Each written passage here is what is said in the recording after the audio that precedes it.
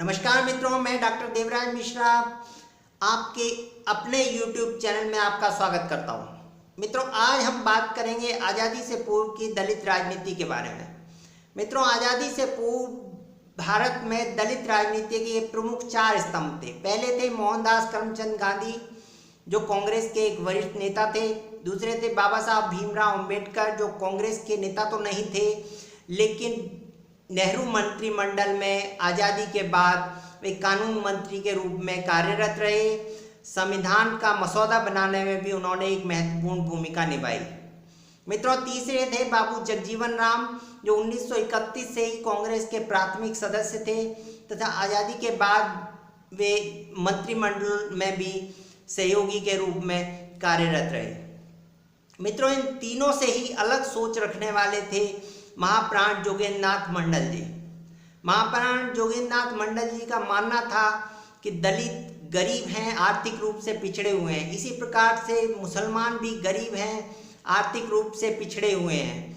यदि दलित और मुसलमान आपस में एक दूसरे का सहयोग करें, एक दूसरे का साथ दें, तो अपनी स्थिति को समाज में सुदृढ़ कर सकते हैं। मित्रों, आज हम देखेंगे जोगेंद्रनाथ मंडल जी का जीवन परिचय, समझने की कोशिश करेंगे उनकी राजनीति को, कैसे वो चाहते थे कि दलित और मुस्लिम साथ साथ काम करें, सहयोग करें, लेकिन वो किस प्रकार से अपनी इस राजनीति में असफल रहे।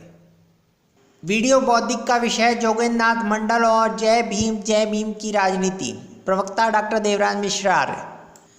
जोगेंद्रनाथ मंडल जी का जन्म 29 जनवरी 1904 में उस समय ब्रिटिश भारत की बंगाल प्रेसिडेंसी वर्तमान बांग्लादेश में मोइस्तर कोंडी गांव बागगंज जिला बरिशाल में एक नमोशूद्र परिवार में हुआ था। इनके पिता का नाम रामदयाल मंडल तथा माता का नाम संध्या देवी था। इन्होंने कलकत्ता विश्वविद्यालय से सन 1929 में BA तथा 1934 में कलकत्ता लॉ कॉलेज से LLB की उपाधि प्राप्त की। जोगेंद्रनाथ मंडल जी ने बरिशाल जिला अदालत में वकालत प्रारंभ की। ये शोषितों, पीड़ितों, खेती और मजदूरों के मुकदमे फ्री में लड़ते थे, इसलिए इनका समाज में अच्छा प्रभाव था।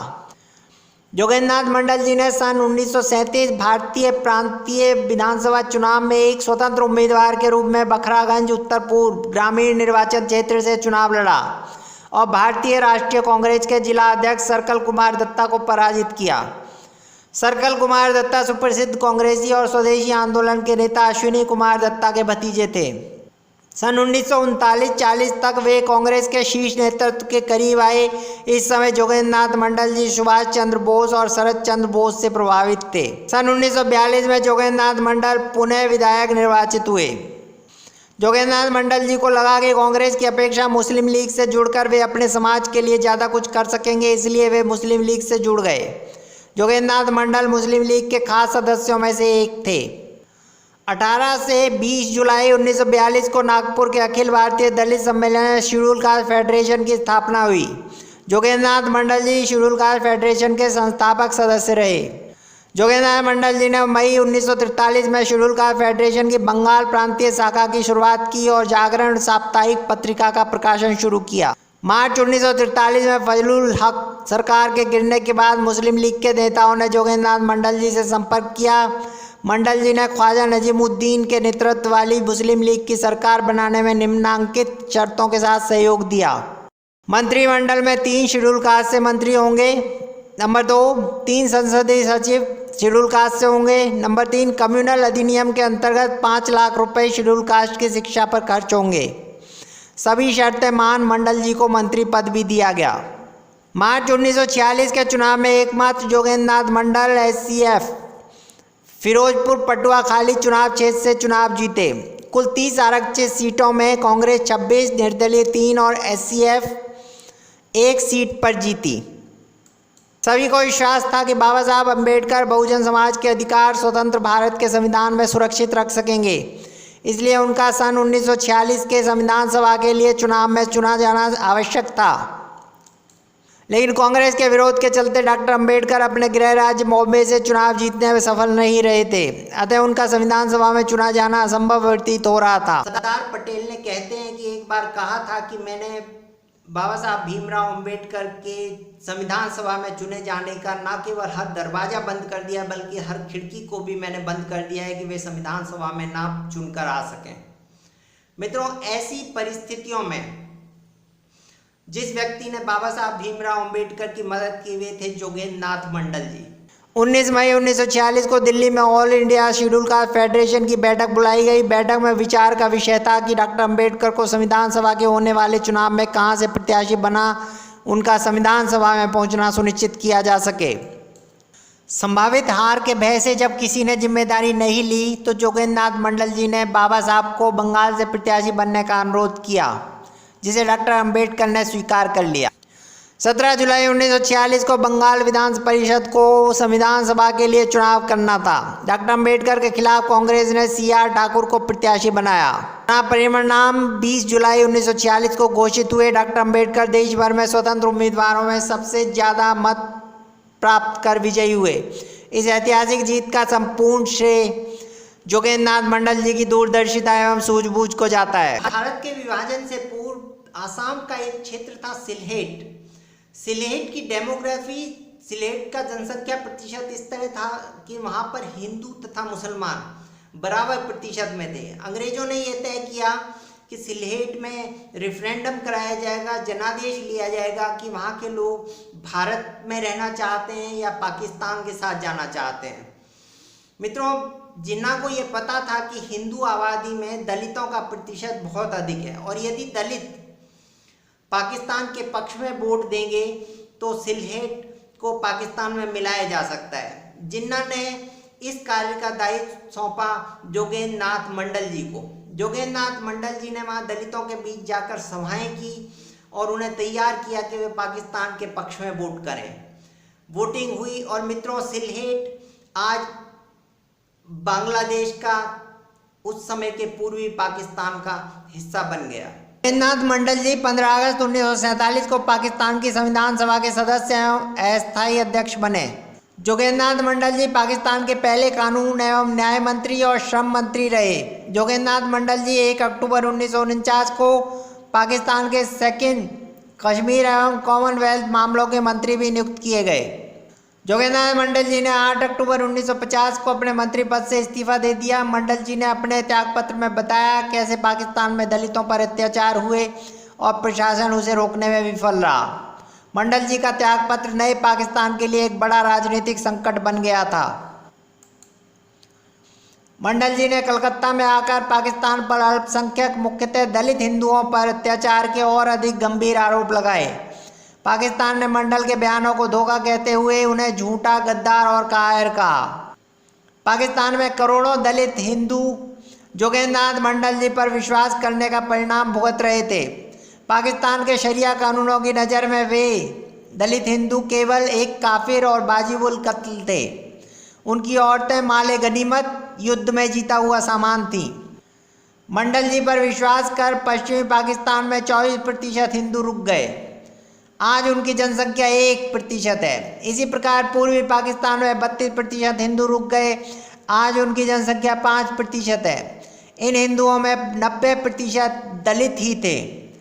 आज उनका नामो निशान मिट चुका है। इस सब के लिए मंडल जी और उनकी राजनीति ही जिम्मेदार है। पाकिस्तान जाने से पूर्व मंडल जी भारत में दलितों के सबसे बड़े नेता डॉक्टर अंबेडकर के सहयोगी रहे थे, लेकिन अब भारत वापस आने पर मंडल जी को उनकी अपनी ही जाति के लोग अविश्वास की नज़र से देखते थे। जोगेंद्र नाथ मंडल जी कलकत्ता के रविंद्र सरोवर या डकारिया झील का दलदली क्षेत्र, जो अब जमीन सूखने के बाद एक आधुनिक कॉलोनी में परिवर्तित हो चुका है, के पास दलित झुग्गियों में रहा करते थे। आसपास के दलित जोगेंद्र नाथ मंडल जी की झुग्गी के आगे अपनी दुख तकलीफ बताने के लिए खड़े रहते थे, लेकिन वे स्वयं बेहद मजबूर और गरीब हो चुके थे। जोगेंद्र नाथ मंडल जी ने 1950 से 1968 तक 4 बार चुनाव लड़ा, लेकिन दुर्भाग्य से चारों बार उनकी जमानत जब्त हुई। मंडल जी के पाकिस्तान जाने के बाद उनके समर्थक देश की अन्य पार्टियों में शामिल हो चुके थे। जोगेंद्र नाथ मंडल जी 5 अक्टूबर 1968 को पंचतत्व में विलीन हो गए। दलित राजनीति के इस महारथी को कोटि कोटि नमन। मित्रों, आजकल आपको एक नारा सुनाई देता होगा, जय भीम जय मीम का। मित्रों, जय भीम जय मीम के नारे के बारे में यदि आप सोचते हैं तो कुछ प्रश्न आपके दिमाग में आते हैं। मैं चाहूँगा कि जय भीम वाले भी इन प्रश्नों को सुने, इन प्रश्नों का उत्तर पता करने का प्रयास करें और हमें बताने का प्रयास करें यदि वे स्वयं सक्षम नहीं है तो अपने जय मीम वाले साथियों से जाकर इन प्रश्नों का जवाब खोजें। प्रश्न संख्या 1, जय भीम वाले जय मीम वालों से पूछें कि क्या जब भारत में जय मीम की सरकार बनेगी तो बाबा साहब का संविधान ही चलेगा या शरिया कानून लगेगा। प्रश्न संख्या 2, जय भीम वाले जय मीम वालों से पूछें कि क्या जब भारत में जय मीम की सरकार बनेगी तो जय भीम वाले मुशरिक या काफिर होंगे या नहीं। प्रश्न संख्या 3, जय भीम वाले जय मीम वालों से पूछें कि क्या जब भारत में जय मीम की सरकार बनेगी तो जय भीम वाले वाजिबुल कत्ल होंगे या इन्हें छोड़ दिया जाएगा। प्रश्न संख्या 4, जय भीम वाले जय मीम वालों से पूछें कि क्या जब भारत में जय मीम की सरकार बनेगी तो जय भीम वालों की औरतें माले गनीमत में गिनी जाएंगी या उससे अलग रहेंगी। प्रश्न संख्या 5, जय भीम वाले जय मीम वालों से पूछें कि क्या जब भारत में जय मीम की सरकार बनेगी तो जय भीम वालों को आरक्षण मिलेगा या पाकिस्तान जैसा हाल होगा। प्रश्न संख्या 6, जय भीम वाले जय मीम वालों से पूछें कि क्या जब भारत में जय मीम की सरकार बनेगी तो जय भीम नारा लगाना प्रतिबंधित तो नहीं कर दिया जाएगा। प्रश्न संख्या 7, जय भीम वाले जय मीम वालों से पूछें कि क्या जब भारत में जय मीम की सरकार बनेगी तो हमें बाबा साहब भीमराव अंबेडकर की मूर्ति लगाने और उनकी पूजा करने की इजाज़त होगी या नहीं। प्रश्न संख्या 8, जय भीम वाले जय मीम वालों से पूछें कि क्या जब भारत में जय मीम की सरकार बनेगी तो अंबेडकर रोड, अंबेडकर चौक और अंबेडकर नगर के नाम बदले तो नहीं जाएंगे जैसा पाकिस्तान, बांग्लादेश और कश्मीर में हुआ। प्रश्न संख्या 9, जय भीम वाले जय मीम वालों से पूछें कि बाबा साहब भीमराव अंबेडकर धारा 370 को गलत मानते थे। जब भारत में जय मीम की सरकार बनेगी तो क्या जय भीम वाले धारा 370 को गलत मानेंगे या सही। प्रश्न संख्या 10, जय भीम वाले जय मीम वालों से पूछें कि Baba Saheb Bhimrao Ambedkar uniform civil code लागू करने के पक्षधर थे। जय मीम की सरकार का यूनिफॉर्म सिविल कोड पर क्या पक्ष रहेगा। प्रश्न संख्या 11, जय भीम वाले जय मीम वालों से पूछें कि इस्लाम की परिभाषा के अनुसार बाबा साहब अंबेडकर काफिर थे या नहीं। प्रश्न संख्या 12, जय भीम वाले जय मीम वालों से पूछें कि बाबा साहब अंबेडकर को क़यामत के दिन जन्नत नसीब होगी या वो भी अन्य काफिरों की तरह दोजख की आग में जलेंगे। प्रश्न संख्या 13, वर्तमान में बाबा साहब अंबेडकर के जन्म दिवस पर भारत सरकार ने राष्ट्रीय अवकाश घोषित किया हुआ है। जय भीम वाले जय मीम वालों से पूछें कि क्या जब भारत में जय मीम की सरकार बनेगी तो बाबा साहब अंबेडकर के जन्म दिवस पर राष्ट्रीय अवकाश रहेगा या नहीं। मित्रों, ये जानना, इन प्रश्नों का जवाब जानना उनके स्वयं की राजनीति के लिए और इस देश की राजनीति के लिए बहुत ही महत्वपूर्ण है।